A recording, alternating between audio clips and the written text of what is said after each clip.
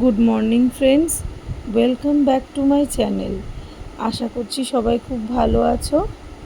আজ শুক্রবার, কিন্তু ভিডিওটা তোমাদের কাছে অনেক পরে পৌঁছবে আমারই একটু ডিলের কারণে। তো আজকে যেহেতু পুজোর আগে শেষ অফিস, শেষ মেয়ের স্কুল, তাই রীতিমতো প্রত্যেক দিন যেমনভাবে আমার সকাল শুরু হয় সেইভাবেই মেয়েকে নিয়েই আমার সকালটা শুরু হয়েছে। আর মেয়ে স্কুল যাবে, তারপরে আমিও অফিস যাব। এরপরেই পুজোর ছুটি পড়ে যাবে। আমার হাজব্যান্ডের আর মেয়ে তিনজনেরই পুজোর ছুটি পড়ে যাবে।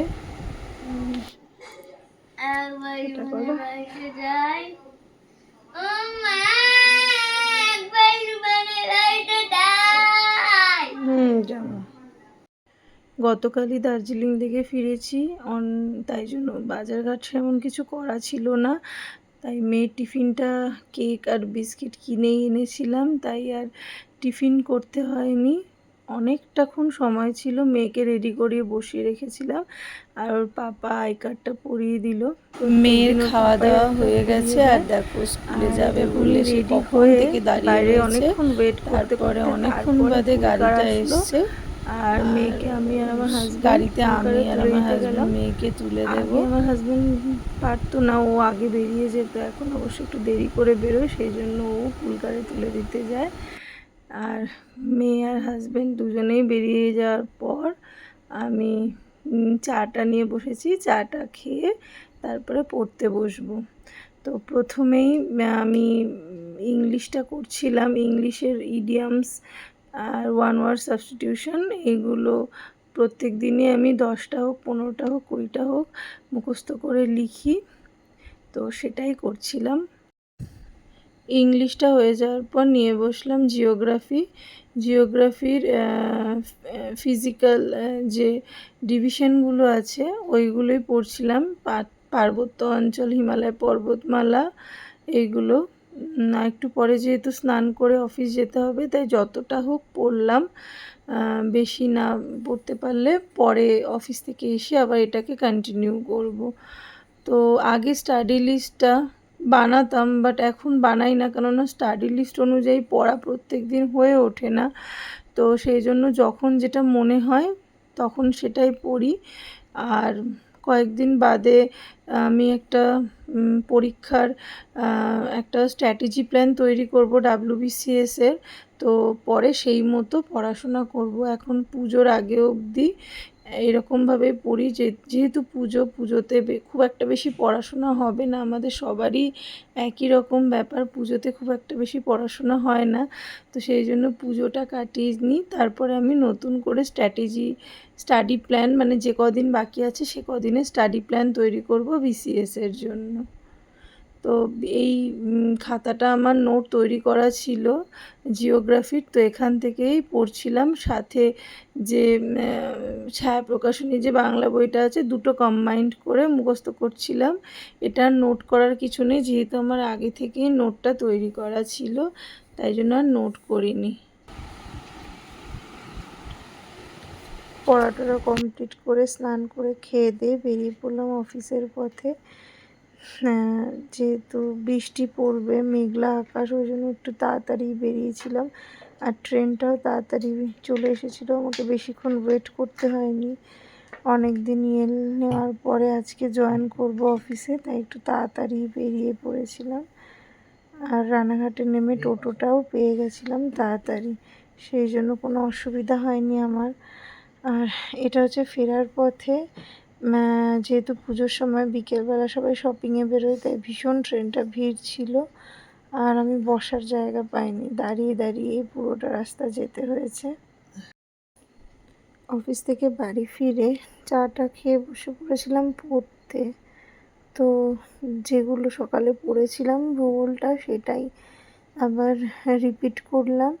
আর সাথে জিওগ্রাফির আরেকটা চ্যাপ্টার, আর্থের যে চ্যাপ্টারটা, জলবিষুব, মহাবিষুব, কর্কট সংক্রান্তি, ওই চ্যাপ্টারটা একটু ভালো করে পড়ছিলাম। আর তোমাদেরকে তো আগেই বলেছি যে এখন আর টু ডু লিস্টটা করি না, যেহেতু টু ডু লিস্ট অনুযায়ী পড়াটা হয় না, তাই আমার যখন যেটা মনে হয় তখন সেটা পড়ি। পুজো অবধি এরকমই করব। পুজোর পরে ভেবেছি একটা স্ট্র্যাটেজি প্ল্যান তৈরি করব, যে কটা দিন আমার পরীক্ষা বাকি আছে সে কটা দিনকে ধরে একটা স্ট্র্যাটেজি প্ল্যান তৈরি করব, সেটাও তোমাদের সঙ্গে শেয়ার করব। তবে এখন যেহেতু পুজোর সময় খুব একটা বেশি পড়া হয় না আমাদের সবারই, তো সেই জন্য এখন আর সেই স্ট্র্যাটেজি প্ল্যানটা তৈরি করব না, একেবারে পুজোর পরই তৈরি করব আর তোমাদের সঙ্গে সেটা শেয়ার করব।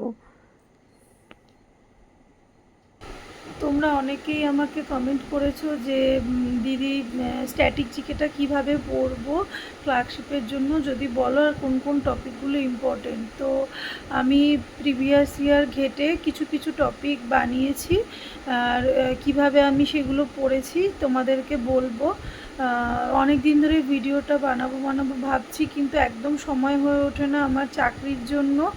তো আমি একটা জিস্ট করে ভিডিও নোট বানিয়েছি কিভাবে স্ট্যাটিক জিকেটা তোমরা পড়বে, শুধু ক্লার্কশিপ না অন্য পরীক্ষার জন্য তোমরা এটাকে ফলো করতে পারো। তো চলো দেখে নিই কীভাবে তোমরা স্ট্যাটিক জিকেটা পড়বে। তো স্ট্যাটিক জিকের জন্য এই টপিকগুলো খুব ইম্পর্টেন্ট। তোমাদের হচ্ছে player associated with sports name, তার মানে হচ্ছে রিসেন্ট যে প্লেয়াররা রয়েছে, রিসেন্ট বলবো বা আগেরও বলবো, সেই প্লেয়ারদের নাম এবং তারা কোন স্পোর্টসের সঙ্গে রিলেটেড। তো সেইগুলো ভীষণ আসে, প্রায় প্রত্যেকটা ক্লার্কশিপেই রিপিটেড এসছে। আর রিসেন্ট যারা তোমার অলিম্পিক পেয়েছে সেই সমস্ত প্লেয়ারদের নামগুলো বেশি আসে। Name of player and their state country, কোন প্লেয়ার কোন স্টেটের বা কোন কান্ট্রির সেটাও আসে। তারপর হচ্ছে স্পোর্টসের যে অ্যাওয়ার্ডগুলো হয় বা স্পোর্টসের যে ইভেন্টগুলো হয়, তোমার অলিম্পিক বলো, তারপরে T20 ওয়ার্ল্ড কাপ, তারপরে ব্যাডমিন্টনের বিভিন্ন, টেনিসের বিভিন্ন গ্র্যান্ড স্লাম, এইগুলো কোথায় হয়েছিল, ভেন্যু কোন সালে হয়েছিল, পরবর্তী কোথায় হবে, এইগুলো।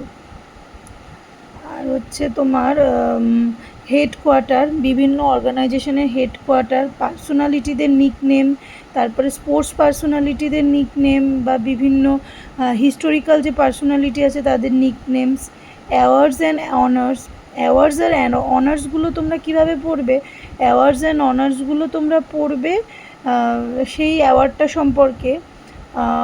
ধরো পদ্মভূষণ কবে দেওয়া হয়েছিল, স্টার্ট করা হয়েছিল, কবে দেওয়া হয়, প্রথম কে পেয়েছিল এবং তার সঙ্গে এবছর কে পেয়েছে সেটাও তোমরা পড়ে নেবে। তাহলে কী হবে, কারেন্ট অ্যাফেয়ার্স আর স্ট্যাটিক জিকে দুটোই একসাথে হয়ে যাবে। বুকস অ্যান্ড অথার্স, এইগুলো হিস্টোরিক্যাল বুকস অ্যান্ড অথার্স, আর হচ্ছে তোমার যেগুলো কারেন্ট বুকস অ্যান্ড অথার্স আছে সেগুলোও পড়বে। ইংলিশ তোমার ইংলিশ যে লিটারেচার সেখানেরও কিছু বুকস অ্যান্ড অথার্স আসে, চার্লস ডিকেন্সের বই, তারপরে তোমার হচ্ছে শেক্সপিয়ারের বই, এইগুলো খুব ইম্পর্ট্যান্ট, এগুলো পড়বে। এগুলো লুসেন্টের জিকেতে খুব ভালো দেওয়া আছে। তারপর ইম্পর্ট্যান্ট ডেটস, ইনস্ট্রুমেন্ট প্লেয়ারদের নাম, স্পোর্টস ট্রফি, তার মানে হচ্ছে ওই কোন ট্রফি কোন স্পোর্টসের সঙ্গে রিলেটেড সেইগুলো ইম্পর্টেন্ট আছে, সেগুলো পড়তে হবে। স্পোর্টসের টার্মিনোলজি, স্পোর্টসের স্টেডিয়াম, কোনখানে মানে কোন স্টেটে কোন জায়গায় স্পোর্টসের স্টেডিয়ামগুলো অবস্থিত, বা কোন দেশে ক্রিকেটের কিছু কিছু স্টেডিয়াম আছে ইংল্যান্ডে, সেই রকম মানে বিদেশের স্টেডিয়ামগুলোও পড়তে হবে ইম্পর্টেন্টগুলো। আর সাথে সাথে বিভিন্ন স্টেটে যে আমাদের ইন্ডিয়ার স্টেডিয়াম আছে সেগুলো পড়তে হবে। অ্যাব্রিভিয়েশন মানে হচ্ছে ফুল ফর্মগুলো, যেমন তোমার বিভিন্ন অর্গানাইজেশনের ইউএনও, ইউনাইটেড নেশন অর্গানাইজেশন, এই ধরনেরগুলো তোমাদেরকে ফুল ফর্মগুলো পড়তে হবে। আসে ফুল ফর্মগুলো, first in India and world, India আর ওয়ার্ল্ডের ফার্স্ট, এটা পড়তে হবে। ফার্স্ট ইন ওয়ার্ল্ড পরে লিখেছি। ডান্সেস, কোন স্টেটের কোন ডান্স, এগুলো কিন্তু important, classical as well as other dance, classical আমরা জানি কয়েকটা ডান্স ফর্ম আছে, তাছাড়া অন্যান্য ডান্স ফর্মগুলো পড়তে হবে। মিলিটারি এক্সারসাইজেস, কিছু এক্সারসাইজের নাম দিয়ে দেয়, বলে দেয় এটা কোন অপারেশনের জন্য এই এক্সারসাইজটা হয়েছিল, তো এগুলো পড়তে হয়। পেন নেম, ছদ্মনাম, বিভিন্ন সাহিত্যিকদের ছদ্মনামগুলো আসে। ফিল্ম ডিরেক্টর, এখন রিসেন্টলি কিছু কিছু ফিল্ম দিয়ে দিচ্ছে, ফিল্মের ডিরেক্টর এর নাম দিয়ে দিচ্ছে, তো এই ফিল্মের ডিরেক্টরের নামগুলো একটু পড়তে হবে। এছাড়াও তোমার জিওগ্রাফি রিলেটেড কিছু কিছু ওগুলো স্ট্যাটিক জিকের মধ্যেও পড়ে, আবার জিওগ্রাফির মধ্যেও পড়ে, ওই জন্য আমি ওগুলো আর দিইনি। তোমার ওই ওয়াটারফল, তারপর হচ্ছে লেকস, ন্যাশনাল পার্কস, এইগুলো সব জিওগ্রাফির মধ্যে, তো ওই জন্য আমি আর এগুলো এর মধ্যে দিইনি। Static GK, pure static GK related question ঘেটে দেখেছি যে এইগুলো পড়লে হয়ে যায় মানে ভালো করে, আর এইগুলো সবই তুমি লুসেন্টের বইতে ভালো করে পাবে, তো এইগুলোই পড়তে হবে স্ট্যাটিক জিকে। আজকের মতো এই পর্যন্তই। Good night.